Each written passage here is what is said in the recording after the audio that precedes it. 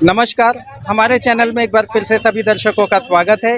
इस वक्त हम मौजूद हैं पूर्वी दिल्ली के थाना मधु विहार, जहां से इसी इलाके से एक बेहद चौंका देने वाला मामला हमारे सामने आया है। जानकारी के लिए आपको बता दें, शिव प्रसाद सोनी नाम के व्यक्ति हैं जो कि पेशे से ऑटो रिक्शा चलाते हैं। 30 नवंबर 2023 को उन्होंने अपना ऑटो रिक्शा थाना मधु विहार क्षेत्र के सरस्वती कुंज सोसाइटी के बराबर वाली ईडीएमसी की पार्किंग में अपना ऑटो रिक्शा खड़ा किया था। अगले दिन जब वे अपना ऑटो रिक्शा वहां से निकालने जाते हैं 1 नवंबर 2023 को, तो उन्हें सूचना मिलती है कि उनका ऑटो रिक्शा यहां से चोरी हो चुका है। जब वे पार्किंग के कर्मचारी से अपने ऑटो रिक्शे के बारे में पता करते हैं तो वह इन्हें बोलता है कि आपका ऑटो रिक्शा यहाँ खड़ा ही नहीं किया गया। इसके बाद वे उन्हें तमाम रजिस्टर दिखाते हैं, वे फोटोग्राफ दिखाते हैं कि मैं अपना ऑटो रिक्शा पिछले काफ़ी दिनों से यहाँ लगातार खड़ा करता आ रहा हूँ, जो कि आपकी लापरवाही के चलते चोरी हुआ है। वहीं पार्किंग वाले इनके ऊपर सवाल उठाने लगते हैं कि यह एक अवैध पार्किंग है, इस पार्किंग का टेंडर ख़त्म हो चुका है, आपने किसकी इजाज़त से खड़ा किया। सीधा सीधा सरल शब्दों में हम आपको बताना चाहेंगे, अवैध रूप से इस पार्किंग को चलाया जा रहा है। जब ऑटो रिक्शा या कोई वाहन चोरी हो जाए तो वे अपना पल्ला झाड़ने के लिए पीड़ित के ऊपर ही लड़ाई झगड़ा करने को तैयार हो जाते हैं। पीड़ित व्यक्ति का कहना है कि कहीं ना कहीं पार्किंग वालों की लापरवाही के चलते मेरा ऑटो रिक्शा चोरी हुआ। जब मैं पार्किंग शुल्क का भुगतान कर रहा हूं तो जिम्मेदारी भी पार्किंग कर्मचारियों की होनी चाहिए। हालांकि गनीमत यह रही कि 3 दिन के बाद उनका ऑटो रिक्शा लावारिस अवस्था में थाना मंडावली इलाके में खड़ा हुआ मिल गया, जिसमें भारी नुकसान पाया गया। 15 से 20 हज़ार रुपये का नुकसान बताया जा रहा है। ऑटो रिक्शा के बैटरी और पहिए गायब थे। लेकिन सबसे बड़ा सवाल पार्किंग के ऊपर खड़ा होता है। जो पार्किंग अवैध हैं, जिनका टेंडर खत्म हो चुका है, उन पार्किंग के आगे आखिर इस प्रकार का बोर्ड क्यों लगाया गया है, जिससे कि लोग उसे पार्किंग समझ के, एक जायज़ पार्किंग मान के, एक लीगल पार्किंग मान के समझ के अपना वाहन वहाँ खड़ा कर देते हैं। जब वह वाहन का कोई नुकसान हो जाता है, चोरी हो जाती है, तो पार्किंग माफिया उनसे लड़ने झगड़ने को तैयार हो जाते हैं और अपना पल्ला झाड़ लेते हैं और साफ शब्दों में कहते हैं कि हमारी किसी प्रकार की कोई जिम्मेदारी नहीं है। अपने चैनल के माध्यम से पूर्वी दिल्ली नगर निगम से, दिल्ली सरकार से हम जानना चाहेंगे, आखिर कब लगेगी ऐसे पार्किंग माफियाओं के ऊपर लगाम। आपको बता दें, इस पार्किंग के अंदर लगभग 500 की संख्या में वाहन खड़े किए जाते हैं और उनसे शुल्क वसूला जाता है, जो कि अवैध रूप से पार्किंग माफिया यह शुल्क वसूलते हैं।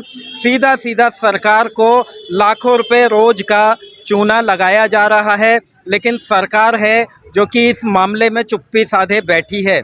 शिव प्रसाद सोनी जैसे कितने पीड़ित ऐसे होंगे जिनकी आवाज़ को डरा धमकाकर दबा दिया जाता है, उनके वाहन चोरी हो जाते हैं और पार्किंग माफिया उन्हें डरा धमकाकर भगा देते हैं। वे डर के कारण चुपचाप बैठ जाते हैं।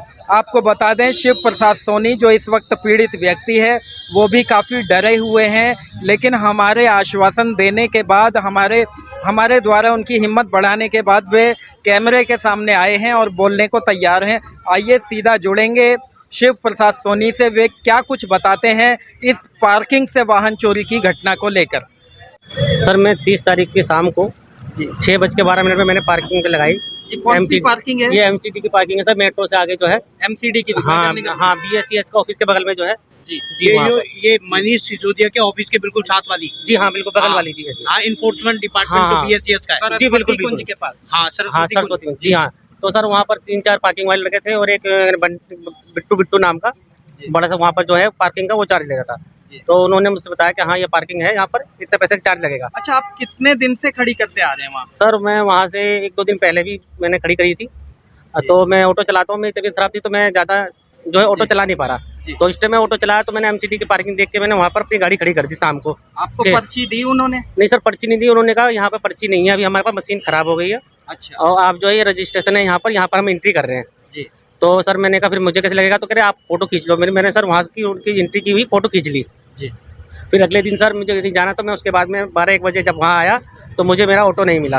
मैंने उनसे बोला तो कह रहे कि नहीं आपने यहाँ पे खड़ा करा था, कहाँ खड़ा करा था, ये वो उससे ऐसे कहने लगे। मैंने कहा सर देखो एंट्री हैगी। कह अच्छा, रहे एंट्री कहाँ पे करते थे ये लोग? सर ये एक नॉर्मल रजिस्टर है।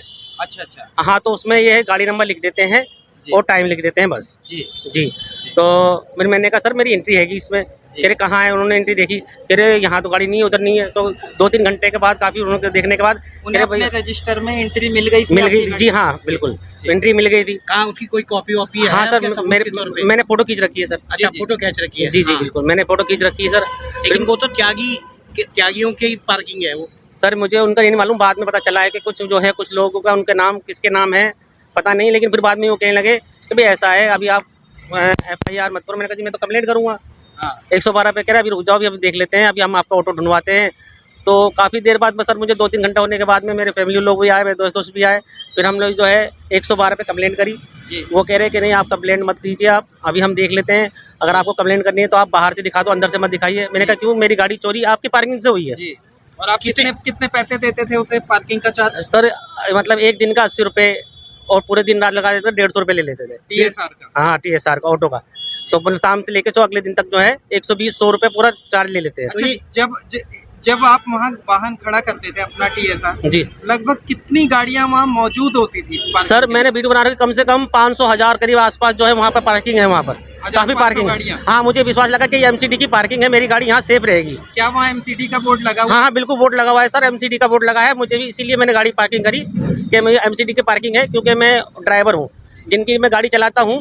जी और उन्होंने कहा कि कभी भी गाड़ी पार्किंग करो तो MCD की पार्किंग में ही चार्ज करना, क्योंकि जो है गाड़ी जो चोरियाँ बहुत हो जाती है। जी जी। तो मैंने MCD के उसमें ही पार्किंग की थी। तो ये आपने 100 नंबर पे कॉल 112 पे जो कॉल करी है जी, वो जी। कितने बजे करी थी? सर मैंने करीब शाम को करीब मेरे रिकॉर्ड है, मेरे पे PCR का नंबर भी आया था, तो 3:37 पे मैंने कॉल की है। तो पुलिस का क्या रवैया था इसके प्रति? नहीं सर पुलिस का सही था। और पुलिस ने कहा कि उस टाइम में वहाँ के जो लोकल पुलिस वाले थे वो पहले आ गए थे मेरे पास कि भाई आपने कंप्लेंट करी? मैं हाँ जी। तो कह रहे अच्छा क्या ठीक है, वो क्या बात हुई है आपकी? तो ये देख लो भाई आपकी कुछ बात है। तो वहाँ के जो बिट्टू नाम का जो वहाँ का हेड था, तो वो पुलिस वाला कह रहा था भाई इनकी पार्किंग वो दिखा दो, कोई मेरे ख्याल से गाड़ी गई है नहीं गई है, हम लोग बात कर लेते हैं, आप बाहर से। तो उन्होंने कहा कि नहीं आप देखो आप बात करनी है। तो मैंने कहा सर मुझे तो कहने जो है कॉल करनी है, PCR कंप्लेंट करनी है। तो फिर वो मुझे क्या कहने वहाँ ले गए थाने में। तो वहाँ पर सर्वर डाउन था। जी। तो मैडम जी थी, मैंने उनसे कहा, मैडम कह रही ठीक है सर्वर डाउन है अभी रुक जाओ। तो काफ़ी देर रुकने के बाद में उन्होंने कहा आप बाद में भी आ सकते हो या आप ऑनलाइन भी कर सकते हो। अच्छा, तो आपने जैसा कि बताया जा रहा है ईमेल के माध्यम से शिकायत भेजी थी? हाँ सर मैंने जो है फिर ऑनलाइन नहीं भेजी। मेरे एक भाई है, मैं तो ज़्यादा पढ़ा लिखा नहीं हूँ, तो उनसे मैंने बोला तो उन्होंने कहा कि कोई बात नहीं, मैं जो है आपके ID बनी है। मैंने कहा हाँ सर मेरी ID बनी हुई है। कह रहे मैं इनसे जो है मेल भेज देता हूँ बड़े साहब लोगों के पास, पुलिस वालों के पास। मैं कहा सर बहुत मेहरबानी कह रहे उनके जरिए से जो आपकी सहायता हो जाएगी और आपका हो सका तो ऑटो जल्दी मिल जाएगा। तो सर मैंने उनके सर ने मेरे तो वहाँ से मेरे फ़ोन से मेल से सर के पास भेजा। जी जी जी जी। और आज उनके लोगों की बदौलत से या उनकी सहायता की वजह से, दिल्ली पुलिस की सहायता की वजह से मुझे जो है कल हाँ ऑटो रिक्शा जो है मेरा कल मुझे मिल गया।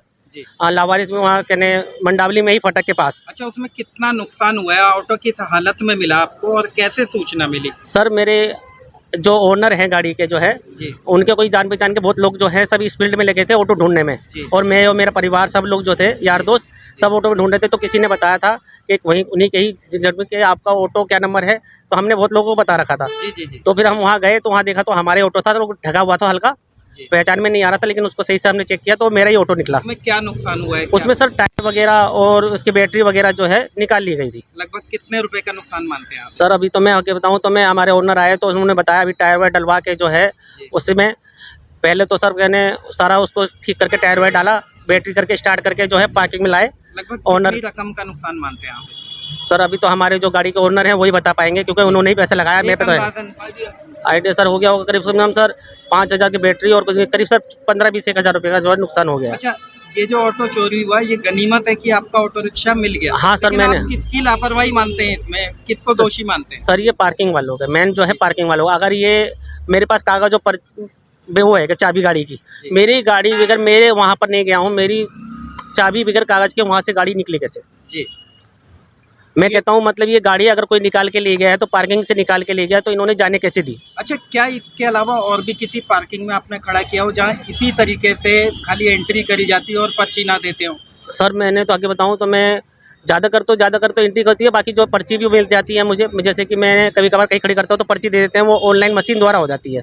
हाँ तो सर वो मिल जाती है, लेकिन उन्होंने कहा कि मशीन जो है ख़राब है और ये आप रजिस्टर लिख दो। कोई बात नहीं, इतनी सारी गाड़ी खड़ी है, तो मुझे अच्छा, विश्वास हो गया। एक चीज हमें पता लगी, जब आप वहाँ पे गए और आपको पता लगा कि मेरा ऑटो रिक्शा चोरी हो गया है, तो पार्किंग वाले ही आपसे इस बात को लेकर झगड़ने लगे कि ये अवैध पार्किंग है, आपने यहाँ क्यों खड़ी की? सर उनका कहना ये था कि भाई ऐसा है, यहाँ पर जो है पार्किंग वार्किंग फ्री है या भी कुछ भी नहीं है, ये वो हम तो ऐसे चलाते हैं। मैंने कहा सर मैं तो आपको पैसे देता हूँ, आप तो मुझसे परसों भी गाड़ी खड़ी करी है मैंने। उन्होंने आपको ये बताया ना कि ये टेंडर खत्म हो चुका है? हाँ उनको पार्किंग अवैध है। उन्होंने बोला कि भैया ऐसे ही है, अभी आप जो यहाँ पर्ची उर्ची नहीं मिलती है, ये फ्री है और ये ऐसे ही है। आप मैंने कहा सर मैं तो पर्ची लेता हूँ, आप पैसे लेते हो आप मुझसे, जी। और उसमें कह रहे हाँ लेते ये वो है, तो इसे कह के आनाकानी करने लगे। कह रहे फिर आप जो है जो करना कर लो। बात को उन्होंने स्वीकार किया ना कि ये अवैध पार्किंग है? सर उनका कहना तो यही था कि पर्ची उर्ची नहीं मिल रही है, हमारी ऐसी चल रही है, फ्री पार्किंग चल रही है। पहले तो पैसे लेते हैं, फिर बाद में उन्होंने कहा कि नहीं फ्री पार्किंग है, जब ये चोरी हो गई तो कहने लगे फ्री फ्री पार्किंग। पार्किंग है। जी पूछना चाहें तो पूछ रजिस्टर सकते में हैं। एंट्री क्यों और करते हो? तो हाँ, सर एंट्री इसलिए कर रहे हो कि वो जो टाइम के हिसाब से जो है चार्ज उसका वसूल चार्ज करें। वसूल कर सके। आपसे चार्ज पब्लिक से चार्ज वसूल करते हैं। अच्छा, ये दिल्ली सरकार के अंतर्गत जो पार्किंगें चल रही हैं या नगर निगम के अंतर्गत, आप क्या कहना चाहेंगे? सर मैं यही कहना चाहूँगा, इस रोड के अंदर बहुत सारी ऐसी है जो अवैध जमीनों पे जो है पार्किंगों का धंधा चला रखा है, जी। और हम जैसे लोग हम उसमें ही अगर पार्किंग लगाते हैं और हमारे जैसा का ऑटो या किसी की गाड़ी या बाइक चोरी हो जाती है, फिर ये मना कर देते हैं कि नहीं एमसीडी की उसमें जिम्मेदारी नहीं है, तो इसकी जिम्मेदारी कौन लेगा? एमसीडी की पार्किंग है, मैं तो एमसीडी ऊपर वो करूँगा। मेरा ऑटो सर मिल गया, दिल्ली पुलिस कमिश्नर के पास मैंने मेल भेजा है मेरे भाई ने हमारे फ़ोन से, उनकी लेमर से मेरा को मिल गया।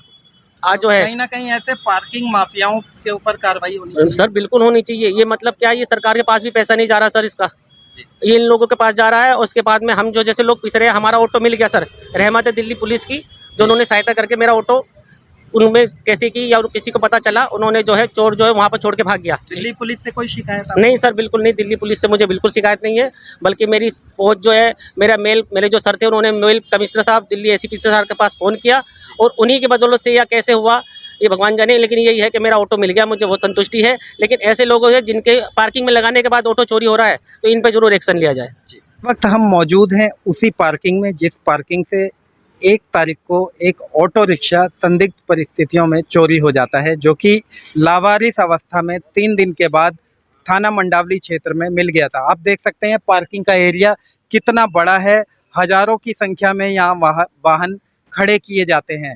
लोग इस भरोसे पर यहाँ वाहन खड़ा करते हैं कि हमारा वाहन यहाँ सुरक्षित है। यदि आप भी अपना वाहन इस पार्किंग में खड़ा करते हैं तो आपका वाहन बिल्कुल भी सुरक्षित नहीं है, क्योंकि यह पार्किंग एक अवैध पार्किंग है। अवैध पार्किंग बताया जा रहा है जिसका टेंडर खत्म हो चुका है। पीड़ित व्यक्ति के अनुसार पार्किंग वालों का कहना है कि यह एक अवैध पार्किंग है, यह मुफ्त पार्किंग है।